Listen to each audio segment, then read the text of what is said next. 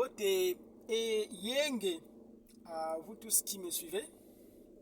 C'est votre bien-aimé Brogui ici. Je suis très reconnaissant et très heureux en même temps de me tenir de nouveau devant cette petite caméra. Question de vous souhaiter mes vœux les meilleurs pour l'année 2025 qui pointe à l'horizon. Je suis très reconnaissant, je disais, pour l'occasion que j'ai eue de produire ces petites vidéos qui ont d'ailleurs suscité beaucoup d'intérêt et qui ne vous ont pas laissé indifférents. Je suis heureux aussi de constater que tout le monde, parmi ceux qui m'écoutaient, tous ont voulu apporter quelque chose. Comme j'aime le dire tantôt, que nous vivons au jour de l'esprit, ce n'est plus le jour de l'homme. Le jour de l'homme, c'était où le culte se produisait selon les idées des hommes. Mais le jour de l'esprit, c'est le jour du Seigneur. Ce jour-là, c'est l'esprit qui agit de façon délibérée. Vous voyez, c'est le jour de l'esprit. Et l'esprit n'est pas soumis aux contraintes humaines. C'est pourquoi personne aujourd'hui ne peut revendiquer posséder la révélation dans sa totalité. Mais nous croyons que c'est un peuple qui rentre dans la pierre de fête. C'est un peuple qui compose la pierre de fête. Voilà, c'était une petite introduction. Je fais cette vidéo surtout, c'est pour faire une mise au point, un petit récapitulatif de tout ce que nous avons essayé de sillonner au cours de cette année, que nous pouvons retenir. Parce que nous croyons que le 8e jour, ce n'est pas une station. Madame disait que vous rentrez dans le 8e jour. Ce n'est pas une station, c'est l'éternité qui tourne et qui tourne. Vous voyez? Du jour au jour, le mystère s'éclaircit et il n'y a pas une station à cela. Vous voyez? Vous rentrez dans l'océan de la connaissance et du jour au jour, la vision s'éclaircit. C'est dans cette lancée-là que nous sommes. Vous voyez? Donc, je disais que au cours de cette petite séance, nous allons essayer de glaner sur tout ce que nous avons vu au cours de l'année 2024. Question de dire au revoir à l'année 2024 et aussi essayer d'envisager l'année 2025. Nous allons lire une petite portion de l'écriture pour donner un petit support à tout ce que nous allons dire de façon dispersée. Voilà. Donc, je lis dans le livre de Romains. C'est Romains 8 à partir du 18e verset. Donc, nous lirons deux versets, 18 et 19. J'estime en effet qu'il n'y a pas de commune mesure entre les souffrances du temps présent et la gloire qui va être révélée pour vous. En effet, la création attend avec impatience la révélation des fils de Dieu. Ici, Paul rappelle que la nature entière, pas seulement l'humanité, mais la création entière, attendait avec impatience la révélation des fils de Dieu. Or, les fils de Dieu, selon le plan de la rédemption, les fils de Dieu se révèlent dans le 7e sceau. Le 7e sceau ramène les semences à maturité. Le 7e sceau ramène le grain qui est allé seul en terre. Le jour de la moisson, il revient en pluriel, au pluriel. Voyez? Jésus disait cela aux gens des nations. Quand les Grecs sont venus poser la question à ses disciples, Messieurs, nous voulons voir Jésus. Vous voyez que Jésus a répondu en utilisant le plan de la botanique. Il dit que le grain reste seul s'il ne va pas en terre. Mais il avait fallu que les grains partent seuls en terre à travers les âges sombres et qu'ils reviennent à la vie à travers Luther qui a produit la tige. Vous voyez, Wesley aussi et le pentecôtisme qui était la balle. Et la balle cachait ce qu'on appelait le grain. Le grain, c'est le pouce qui arrive à maturité. Le grain, c'est le pouce qui est récolté à travers les seaux. Parce que les seaux, effectivement, produisent ce qu'on appelle la fossile. Et la fossile, c'est celle qui récolte la moisson de la terre. Nous avons dit, c'est Branham qui le dit dans le livre de l'exposé, il dit que le temps de s'aimer, le temps d'arroser, le temps de croître est terminé. C'est maintenant le jour de la moisson, le temps de la moisson. Or, lorsque vous arrivez à la moisson, ce ne sont que les insensés, les vierges folles, les vierges qui manquent de la sagesse, qui repartent encore dans le champ pour vouloir s'aimer alors qu'on est arrivé au jour de la moisson. Le jour de la moisson, il y a une pluie spéciale qu'on appelle la pluie de l'arrière-saison. C'est ça qui révèle les sceaux. Vous voyez, lorsque les sceaux sont révélés, nous voyons effectivement les sept tonnerres qui grondent aussi dans les sceaux. Voyez-vous, c'est ça qui nous donne accès aux sceaux qui sont au dos du livre. Voyez, et les sceaux qui sont au dos du livre, ce sont les fils de Dieu manifestés. Voyez-vous, ce sont eux qui viendront pour donner consolation à la nature. Nous sommes si heureux de savoir que nous faisons partie de ces personnes-là qui comprennent le mystère, qui comprennent toutes ces choses et qui entreront dans la dispensation des fils de Dieu révélés. Nous sommes arrivés à un moment où le soleil est en train de luire dans toute sa force. Vous savez que la tige, voyez, qui reste dans le champ après la moisson, voyez, le maître de la moisson ne se soucie pas tellement de la tige. Pourquoi? Parce que la tige qui n'a plus de vie finira par tomber. Les feuilles qui n'ont plus de vie finira par tomber. Pourquoi? Parce que lorsque la vie sort de la plante du blé, voyez-vous, la tige peut résister pendant des années. Crions ainsi, Alléluia, Alléluia. Mais nous savons que la tige va s'écrouler. Pourquoi? Parce que la chose qui maintenait la tige en vie, qu'on appelle le grain, a été ôtée.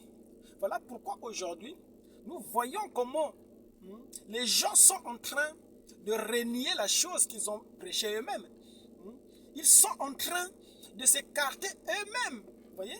Tout comme nous voyons ce qui est arrivé au ministère de Jésus se produit de nouveau devant nos yeux. Jésus qui avait beaucoup de disciples, voyez-vous, et à un certain moment, un grand nombre de disciples commençaient à se séparer de Jésus. Ces gens-là partaient dans leur chemin. Pourquoi? Parce que, voyez-vous, la balle devrait sécher. Voyez, la balle devrait tomber. Parce que la vie qui était le grain s'était retirée. Pourquoi? Parce que la sémence n'hérite pas avec la balle. Voilà pourquoi dans les âges, le maître n'avait pas voulu qu'on arrache l'ivraie, voyez-vous, et le blé en même temps, l'ivraie qui poussait à côté du blé. Parce que le maître savait que le jour de la moisson, lorsqu'on enlève le grain, voyez-vous, tout ce qui reste dans le champ est voué à la fournaise, est destiné au feu. Et nous sommes en train de vivre les jours en question, où nous voyons beaucoup de prédicateurs, voyez, commencer à renier l'ange. D'autres prédicateurs se tournent du côté de Osiris. Ils pensent que Jésus c'est une falsification et que la réalité c'est Osiris. Voyez? Mais vous savez que ce genre de réflexion ne tiennent pas la route aujourd'hui. Pourquoi? Parce que nous ne croyons pas en Jésus sous base de l'histoire. Voyez? Nous ne croyons pas à un Jésus que la Bible ou un certain document qu'on appelle la Bible nous a appris. Ce n'est pas parce que nous avons lu dans la Bible que nous croyons en Jésus. Nous croyons en Jésus. Pourquoi? Parce que Jésus s'est manifesté lui-même pleinement aujourd'hui dans les moindres détails à travers un ministère qui a accompagné ce grand prophète qu'on appelait William Marion Branham.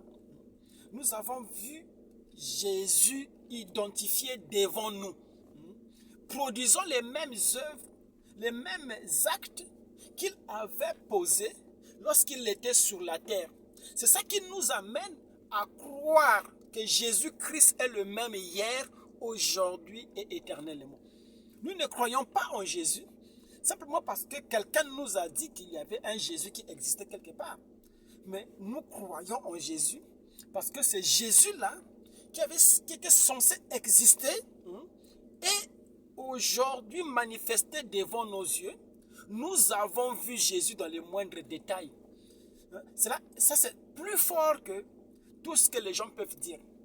C'est pourquoi je trouve ça très regrettable que des personnes qui sont censées être appelées des docteurs, voyez-vous, repartent dans les futilités égyptiennes, des choses qui sont liées à la mythologie, voyez-vous, pour vouloir discréditer, voyez-vous, Jésus-Christ, qui s'est rendu manifeste devant nos yeux, que nous avons vu. La science a pris en photo toutes ces choses, voyez-vous, qui sont aussi prouvées aujourd'hui comme étant réelles. C'est tellement triste que les gens veulent repartir dans l'histoire alors que l'histoire est en train d'être manifestée devant nos yeux. Jésus-Christ qui est vivant, qui a guéri les gens, qui continue à guérir, prouvant qu'il est le même hier, aujourd'hui et éternellement. Voilà, donc je disais cela par rapport à tous les critiques qui commencent à se lever par-ci par-là. Certains qui amènent certains prédicateurs à penser que Branham n'était pas le prophète promis de Malachie 4, sous prétexte que Branham est plagié Clarence Larkin. Vous voyez? Mais même s'il en était ainsi, nous savons que Branham n'était pas un théologien et Branham ne se le cache pas, lui-même il le dit. D'ailleurs, ceux qui disent cela, c'est parce que Branham lui-même a avoué qu'il s'intéressait beaucoup aux écrits de Larkin et que, voyez-vous, il dit qu'à un certain moment, il n'était plus d'accord avec les écrits de Larkin. Pourquoi? Parce que lorsque la révélation est arrivée, vous voyez, c'est là, nous trouvons que cela était contraire à un certain moment avec tout ce que les théologiens enseignaient à l'époque. Nous avons répété qu'avant l'ouverture des sceaux, Branham prêchait comme un théologien. Quand il a essayé de prêcher les sceaux, vous voyez, lui-même s'est mêlé les pinceaux, pensant que le cavalier du premier sceau était Christ. Voilà, il fallait qu'il attende, voyez-vous, la révélation, parce qu'il avait été dit, fait l'œuvre d'un évangéliste, alors qu'il n'était pas appelé comme étant évangéliste. Il devait guérir les malades, il devait faire toutes ces choses, voyez-vous, pour raviver le réveil. Mais nous savons que Branham avait un ministère. Son ministère devrait commencer lorsqu'il partait vers l'ouest. C'est là où il partait recevoir l'onction pour commencer son ministère. Parce que son ministère était lié effectivement au sceau. C'est lui qui devrait manifester l'ouverture des sceaux. C'est lui qui devrait manifester tous les types de la Bible. Il dit que tous les types de la Bible se sont manifestés, ont été manifestés à travers son ministère.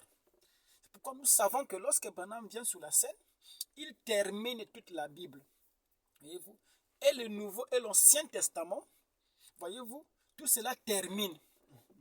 J'ai été un peu déçu d'entendre les prédicateurs qui ont censé prêcher le message de Branham, nous ramener à tout ce qui est sacrifice des animaux. Les choses même que les disciples avaient bannies. Pourquoi? Parce que l'Ancien Testament n'était que l'ombre du Nouveau Testament. Les anciens de la Bible, dans l'Ancien Testament, ils sacrifiaient les animaux, voyez-vous. C'était pour produire une ombre. C'était pour ça typifiait quelque chose. Pourquoi? Parce que nous savons que sacrifier les animaux à l'époque, c'était un substitut. Pourquoi? Parce que la chose qui devrait couvrir le péché, ce n'est pas la vie qui est dans l'animal. Ça, c'est un substitut, un en attendant. Voyez, cela était l'ombre montrant ce que Jésus pouvait et devait venir faire. Mais une fois que Jésus est venu et que Jésus a donné sa vie pour que le péché, la question du péché soit réglée, et vous voir encore réanimer cette chose de l'Ancien Testament, à sacrifier les animaux, les poulets, alors vous êtes plus qu'un ignorant spirituel. Parce que vous ne savez pas le sens de toutes ces choses-là qui se faisaient dans l'Ancien Testament. Cela n'était qu'une ombre. Vous voyez? Une ombre pour montrer ce qui devrait se passer avec Jésus. Vous voyez? Parce que Jésus était l'agneau de Dieu qui ôtait le péché du monde. Je crois qu'aujourd'hui, nous devrons avancer. Vous voyez? Le réveil ne consiste pas à faire un saut en arrière. Pourquoi? Parce que nous ne pouvons pas vivre dans l'histoire. Nous devrions vivre nos réalités en fonction de la dispensation qui est devant nous. Moïse était dans une certaine dispensation et en se tenant dans cette dispensation, il a fait un certain nombre de recommandations. Mais l'humanité, Dieu, devrait interagir avec sa création à travers les dispensations. Et nous savons qu'il y a eu 3 dispensations qui concordaient avec les 3 grands attributs de la divinité, qui étaient le Père, le Fils et le Saint-Esprit. Dans la dispensation du Père, voyez-vous, une dispensation avait été mise en place. C'est ça qui a permis à Moïse, voyez-vous, de donner un certain nombre de recommandations. Et ces choses-là montraient, préfiguraient certaines réalités qui devraient intervenir dans la deuxième dispensation, qui était celle du Fils de Dieu. Vous voyez, Jésus était venu pour accomplir l'Ancien Testament. Jésus, c'est lui qui accomplit tous les ombres, tous les types de l'Ancien Testament, se sont accomplis en Jésus. Autrement dit, Jésus était la réalité.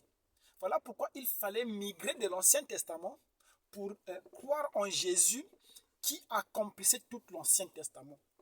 Or, nous savons que par conséquent aussi, Christ était l'ombre des choses à venir. Par conséquent, Christ était l'ombre des sceaux. Par conséquent, Christ était l'ombre des fils de Dieu manifestés.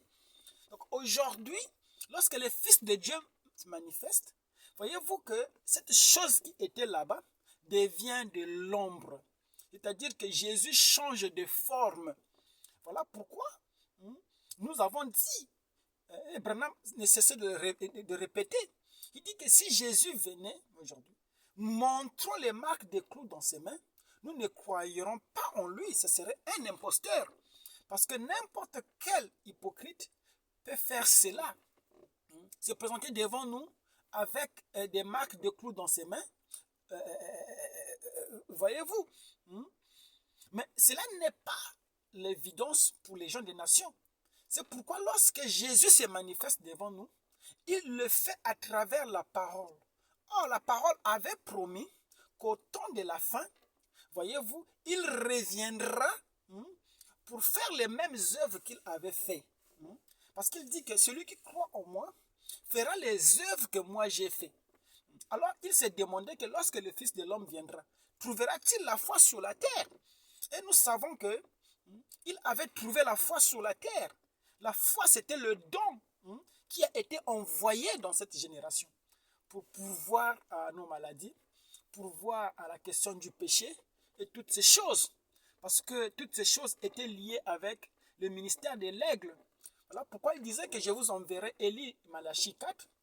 La guérison sera sous ses ailes. Donc Élie de Malachie 4 devait avoir des aigles. C'était un aigle. Et c'est ça qui est confirmé dans l'Apocalypse, dans le 4e sceau.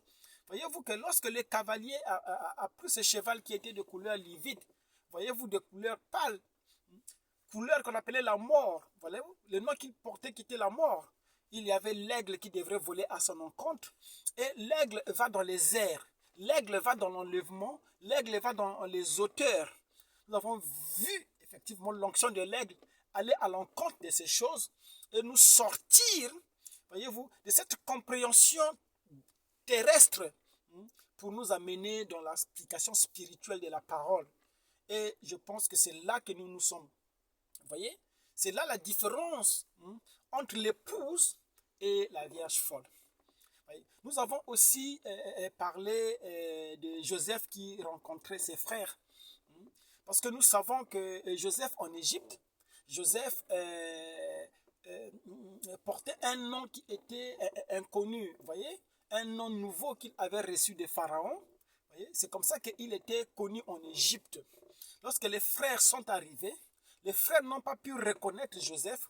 Pourquoi? Parce que Joseph était habillé d'une certaine manière qui ne correspondait pas à la culture de ses frères. Donc, ils ne pouvaient pas le reconnaître. On le taxait comme étant un occidental. Voyez-vous? On disait que c'était le dieu des Blancs. Voyez? Il était voilé à travers les habits égyptiens. Voyez? Jusqu'à ce que le temps des nations soit terminé. Une fois que le temps des nations est terminé, alors Joseph fait entrer sa femme dans la maison. Il ferme la porte derrière. Voyez? Plus personne ne pouvait entrer et sortir. Et là, il se tournait maintenant vers ses frères. Il se déguisait maintenant en levant les habits égyptiens. Et c'est en cela qu'il devait se présenter devant ses frères pour dire que je suis Joseph. Voyez?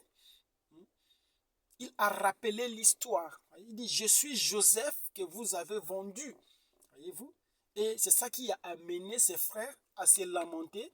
Voyez-vous? Et à se repentir. C'est ça qui a produit la réconciliation. Et nous avons lié cela avec la promesse d'Apocalypse 11.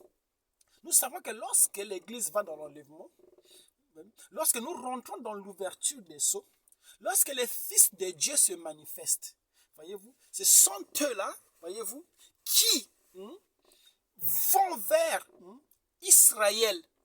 Ce sont eux-là qui se révèlent à Israël avec les marques de clous dans les mains. Et nous avons dit que les marques de clous, ce sont les dogmes et les traditions. Pourquoi? Parce que Israël a une relation spécifique avec Dieu. La relation d'Israël avec Dieu était basée sur, voyez-vous, les préceptes et les lois que Dieu avait recommandés à son peuple. C'est ça, effectivement, qui caractérise, effectivement, cette relation particulière que Dieu a avec Israël. Parce que vous savez que le salut même était l'apanage des Juifs. Pourquoi? Parce que c'est avec Israël que Dieu a scellé les alliances. La rédemption, le salut et toutes ces choses-là, voyez-vous, concernaient un peuple qu'on appelait le peuple de l'Éternel. Voyez-vous, pourquoi Dieu lui-même aussi était Dieu pour Israël. Il est Dieu pour Israël. Il s'identifie comme le Dieu d'Israël. Voyez? Donc, lorsque le temps des nations est terminé, lorsque Dieu ne se soucie plus des nations, il jette les fléaux des côtés des nations pour secouer les nations afin que le reste de la sémence d'Israël, qui était éparpillée parmi les nations, puisse se rassembler aujourd'hui dans l'onction qui a été lâchée au-delà des fleuves de Couche. Parce qu'il avait été dit dans Sophonie 3.10 qu'au-delà des fleuves d'Éthiopie, c'est là que les vrais adorateurs apporteront les offrandes à l'Éternel. Donc il y a une rencontre, il y a une connexion qui se fait au-delà des fleuves de Couche, où Dieu, voyez-vous, vient rencontrer son peuple. Voyez-vous, c'est cette dernière attraction qui est caractérisée, effectivement, la montée de la dernière civilisation, que nous avons dit appeler la civilisation du Sambastillon, la civilisation produite par le grand fleuve, qui délimitait le pays de l'Éternel, qu'on appelait le fleuve Congo. Voyez? Cette civilisation-là, qui s'érige dans les pays de Midi. Voyez? Et nous nous sommes appuyés sur la vision de Frère Branham. Et Frère Branham racontait qu'il se trouvait au nord, regardant vers le sud. Il a vu une réunion, voyez, une congrégation de gens qui adoraient Dieu. Ils étaient à genoux, ils commençaient à se lever et à disparaître vers l'ouest. Voyez? Et tout d'un coup, en regardant vers le sud, il a aperçu une autre réunion, il a vu un groupe de gens qui louaient Dieu. Il dit que c'est un peuple, une race, un peuple très beau qui louait Dieu. Et il y avait le bruit de la dynamo tout autour. Vous voyez? Il dit qu'il y avait l'ange de l'Éternel.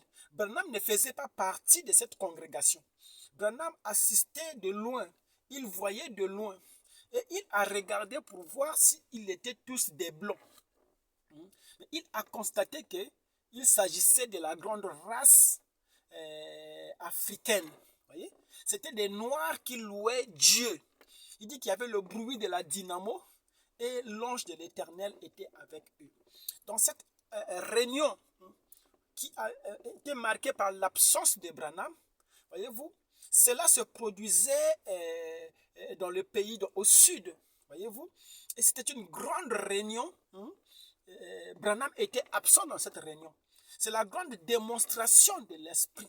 C'est ce qui restait à se manifester, le réveil de midi, voyez-vous, au-delà des fleuves, des peuples, au-delà des fleuves de couche. Voyez-vous, ce réveil a été produit par l'ouverture des sceaux. Ce n'est pas l'égyptologie qui produit ce réveil. Ce réveil est produit par les sceaux. Voyez-vous, voilà pourquoi nous ne nous appuyons pas sur des niaiseries égyptiennes pour justifier ce qui se passe aujourd'hui. Ce qui se passe aujourd'hui est aligné avec la parole. Pourquoi? Parce que nous voyons que lorsque Apocalypse 19 s'accomplit, Frère Branham dit que c'est Christ qui vient pour aller visiter son peuple. Pourquoi? Parce que vous savez qu'il n'y a que deux venues dans les zodiaques. Il y a la venue de la Vierge et il y a le Léo, voyez-vous. Les nations n'ont pas eu une venue. Pour les nations, c'était une apparition, voyez-vous. C'était une venue secrète, voyez-vous. Jésus qui était voilé dans les habits égyptiens, voyez-vous. Voilà pourquoi Branham disait qu'aujourd'hui, il agit à travers mon corps, à travers votre corps. Il dit que c'est Jésus qui est là sous une forme spirituelle. Mais lorsqu'il vient physiquement, voyez-vous, il va chez les Juifs. Et lorsque nous le voyons dans sa venue physique, à travers la nuée, pourquoi? Parce que l'ange avait rendu témoignage que la façon que Jésus il est parti au ciel, l'ange a dit que c'est de la même façon qu'il reviendra. Alors lorsqu'il montait en tant qu'homme, arrivé à un certain niveau, c'était une nuée qui l'a couvert et il a disparu dans la nuée. Lorsqu'il revient dans la nuée, étant une nuée, et il disparaît dans les fils de Dieu manifestés.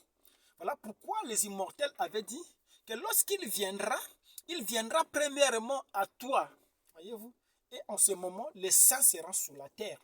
C'était ça, moindre les saints des saints. C'est un peuple béni. Et c'est ce peuple-là qui doit interagir avec lui. Ce peuple-là, c'est ce qu'on appelle les frères de Jésus.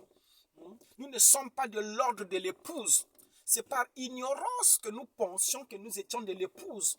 Voyez-vous? Mais nous sommes de l'ordre des frères. Nous sommes des frères avec Jésus. Nous ne sommes pas son épouse. Son épouse, c'était les nations. Son épouse, c'était les Blancs. Son épouse, c'était les Anglo-Saxons. Son épouse, c'était les Édomites. Son épouse, c'était les Japhétistes. Les réformateurs qui ont apporté les réveils dans les âges. Ce sont eux-là qui ont produit l'épouse de Jésus. Et cette épouse était clôturée avec le ministère de Branham. Voilà pourquoi dans la première vision des frères Branham, il a vu cette congrégation des Blancs qui s'élevait et disparaissait vers l'ouest. Le réveil de Branham a pris fin à l'ouest. Voyez-vous, c'était ça le coucher du soleil. Lorsque le réveil de midi se produit, les portes de l'épouse, les portes de la grâce, les portes des nations est fermées. Là, il s'agit de Joseph qui est en train d'interagir avec ses frères. Et cela s'est fait à travers ce qu'il avait été dit, à travers les marques de clous dans ses mains. Et il se présente devant ses frères avec son nom original, avec le nom, c'est la nature. Il prend sa nature originale, lui étant un juif, voyez-vous, alors que ses frères étaient aussi de sa famille. Voyez, c'est Jésus qui est en train de s'identifier aujourd'hui avec son peuple. Voilà pourquoi nous parlons dans ce sens, nous présentons la chose de ce point de vue. Ce n'est pas que nous excluons, ce n'est pas nous qui excluons les gens. Nous n'excluons pas les blancs. C'est juste que dans cette onction, voyez-vous, les blancs ne sont pas représentés. Parce que dans la vision, parce que les visions sont ainsi dit le Seigneur, Branham a été préoccupé aussi pour savoir si les blancs pouvaient entrer dans cette dispensation, dans ce réveil. Il a dit que lorsqu'il s'est demandé pour voir, il s'est levé pour voir s'il n'y avait que des blancs, voyez-vous, il a vu la grande race noire. Voyez? Donc c'est la parole qui discrimine. Voyez? C'est un réveil qui est spécial, voyez-vous, aux noirs. Donc nous voulons effectivement que les gens puissent comprendre ce mystère et essayer de se lever. Pourquoi? Parce que nous pensons qu'au-delà des fleuves de couche, il y a un territoire, il y a une onction, il y a un peuple qui était dans la prophétie. Et c'est ce peuple-là que nous voulons s'éveiller. Pourquoi? Ce peuple-là renferme quelque chose qui est divin. Ce peuple-là, c'est le frère, voyez-vous, de Jésus. Ce peuple-là a quelque chose qui est de la nature divine. Voyez? Nous voulons que ce peuple puisse s'éveiller, que ce peuple puisse entrer dans sa spiritualité profonde afin de guérir la nature. Parce que la nature elle-même soupirait, la nature attendait la manifestation des fils de Dieu. Voyez-vous? Pourquoi? Parce que les fils de Dieu, c'est à eux que la terre avait été donnée. C'est aux fils de Dieu qu'il avait été dit d'assujettir la terre. La nature est restée sans guide.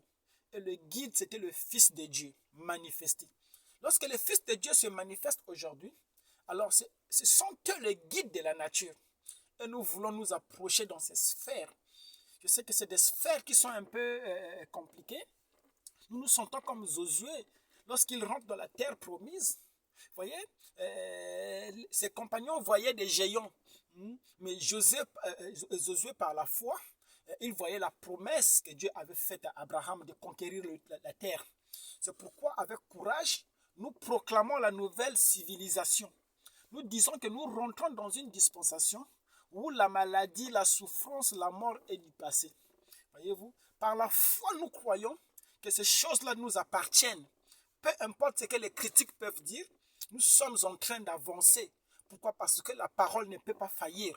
Voyez? La parole a dit que cela est la position des fils de Dieu manifestés.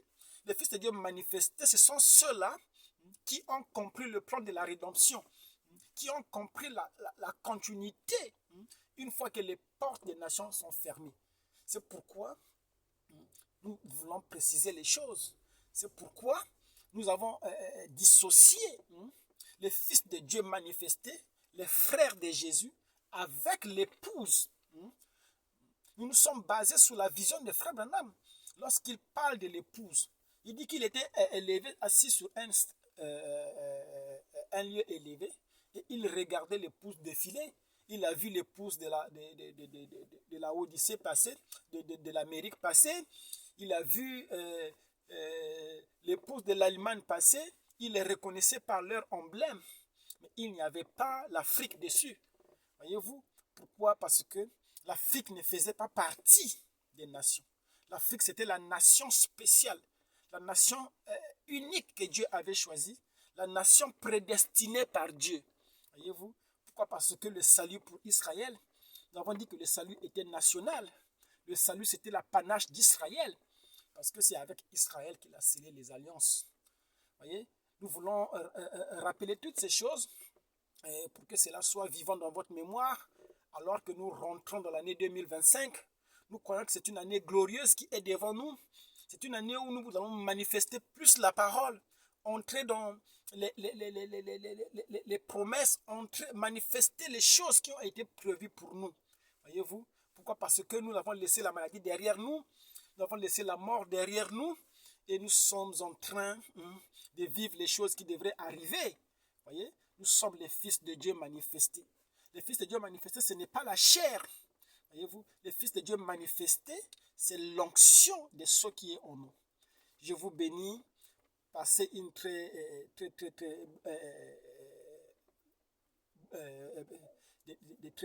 très belles fêtes de fin d'année, je voulais dire. Et restez ferme dans la révélation. C'était Brogui, votre ami. Merci.